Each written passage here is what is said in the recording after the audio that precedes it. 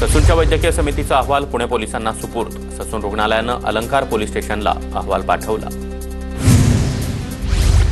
निलंबित पोलीस अधिकारी रणजित कासले पोलिसांना शरण येणार।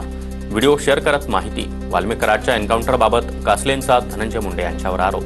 कुणाल कामराला अटक करता येणार नाही, हायकोर्टाचा मोठा दिलासा। जबाब नोंदवण्यासाठी कामराच्या अटकेची गरज नाही। मुंबई पोलीस तामिळनाडूमध्ये जाऊन देखील जबाब नोंदवू शकतात। मुंबई हायकोर्टाची मुंबई पोलिसांना चपरा। कोर्टाच्या निर्णयाबाबत माहिती नाही, मात्र कामराचं स्वागत महाराष्ट्रात होणार आणि त्याला प्रसादही मिळणार। नरेश मस्के यांचा कुणाल कामराला इशारा। मी भाजपला सोडलं पण हिंदुत्वाला नाही, मेलो तरी हिंदुत्व सोडू शकत नाही। शिवसेना सोबत नसती तर राम मंदिरांपर्यंत पोहोचू शकला नसतात, उद्धव ठाकरे यांची टीका। तलवार पकडण्यासाठी मनगटात जोर लागतो, तुमचा सगळा जोर फेसबुकवर।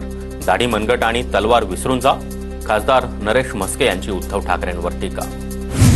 ठाकरेंच्या नाशिकमधील शिबिराचा शेवटचा फोटो काढून ठेवा, 80% पदाधिकारी एका महिन्यात छिंदनकडे दिसतील, नरेश मस्के यांचा दावा। सरकारच्या 100 दिवसामध्ये महिला, तरुण, शेतकऱ्यांसाठी एकतरी चांगली योजना आणली का? 8 लाख लाडक्या बहिणींना आता फक्त 500 रुपये देणार।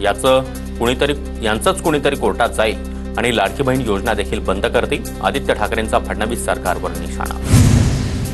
कर्जमाफीच्या प्रश्नावर माणिकराव कोकाटे यांच्या उपस्थितीमध्ये आज बैठकीसाठी बच्चू कडू उपस्थित राहणार। कृषी विभाग, सहकार, पणन या विभागांच्या सचिवांना देखील बैठकीला हजर राहण्याच्या सूचना। शेतकरी कामगार पक्षाचे नेते आस्वाद पाटील आणि माजी आमदार पंडित पाटील यांचा भाजपमध्ये प्रवेश। भाजपचे कार्यकारी अध्यक्ष रवींद्र चव्हाण यांच्या प्रमुख उपस्थितीमध्ये प्रदेश कार्यालयामध्ये पक्षप्रवेश सोहळा। आस्वाद पाटील हे शेकापचे नेते जयंत पाटील यांचे भाचे, तर पंडित पाटील हे जयंत पाटलांचे बंधू। राज ठाकरेंनी चित्रपटाचा ट्रेलर पाहिला, सर्व बरोबर आहे असं सांगितलं। 25 तारखेला फुले चित्रपट प्रदर्शित होणार। राज ठाकरेंसोबतच्या भेटीनंतर दिग्दर्शक अनंत महादेवन यांची प्रतिक्रिया।